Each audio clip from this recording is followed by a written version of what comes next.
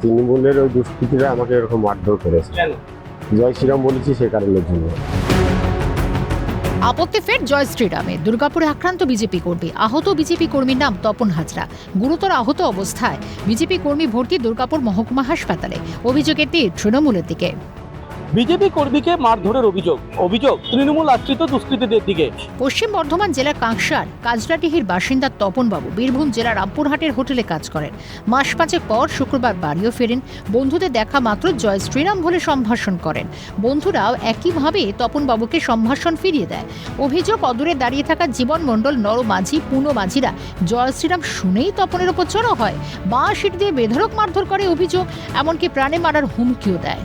তৃণমূলের ওই দুষ্কৃতীরা আমাকে এরকম মারধর করেছে। কেন? জয় শ্রীরাম বলেছি সে কারণের জন্য। বাড়িতে এসেছিলেন? বাড়িতে এসেছিলাম, বাইরে কাজ করি, 5 মাস পরে এসেছিল। হ্যাঁ, জয় শ্রীরাম বলেছি সেই কারণের জন্য আমাকে মারধর করে। এরা সব তৃণমূল করে? সব তৃণমূল করে। কিসে করে মারলো? ইট দিয়ে মেরেছে, বাঁশ দিয়ে মেরেছে, এমনি হাতে করে জোরালে মেরেছে। হাসপাতালে ভর্তি করেছে? হাসপাতালে ভর্তি হয়েছে। এরপরে কি বাড়ি করতে দিচ্ছে না?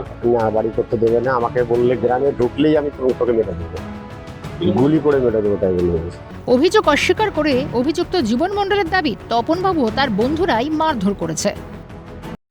আমি ওখানে বসেছিলাম ঠাকুর থানে ক্লাব ঘরের নিচে। আমি বসে পদে তখন দেখছি ওরা 2-3 জন এলো, আমাকে ধরে পদে পেছন দিক থেকে বেরিয়ে দিল। মাথাটা আমার ফেটে গেলো, আমি দেখতে পেলাম না কিছু। তারপর আবার বুঝলাম, তখন দেখছি বেদম কুরুপ দিয়ে আমাকে পেছন থেকে মারছে।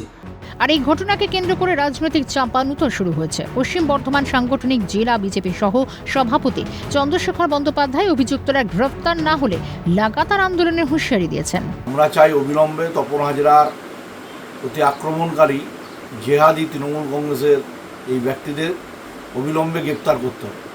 গ্রেপ্তার না করা পর্যন্ত আমরা কাঁকসা থানায় এর বৃহত্তর আন্দোলনের ডাক দেবো। মুখ খুলেছে তৃণমূল। মারধরের অভিযোগ কার্যত স্বীকার করে নিয়ে পশ্চিম বর্ধমান জেলা তৃণমূলের সহ সভাপতি উত্তম মুখোপাধ্যায়ের প্রশ্ন, হরিনাম সংকীর্তনের আসরে কেন জয় শ্রীরাম স্লোগান? 24 পর উপলক্ষে 3 দিন ব্যাপী কীর্তন নয়, হরিনাম সংকীর্তন হয়। এখন হরিনাম সংকীর্তনের মাঝে যদি কেউ জয় শ্রীরাম বলে, অটোমেটিক মানুষ তার প্রতি একটু রাগান্বিত হয়। সেটা হয়তো হয়েছে, সেটা ঠিক হয়নি, কিন্তু এরকম ধরনের আচরণ করা উচিত নয়। ঘটনায় পুলিশে অভিযোগ দায়ের হয়েছে। পুরো ঘটনা খতিও দেখা হচ্ছে। এই ঘটনার জেরে মেল মারফত থানায় লিখিত অভিযোগ দায়ের করা হয়েছে এবং গোটা ঘটনা তদন্ত দাবি করছেন এবং সুবিচারের দাবি করছেন হাসপাতালে বেড়েছে তপন হাজরা। দুর্গাপুর থেকে রাজেশ সেনগুপ্ত, ক্যালকাটা নিউজ।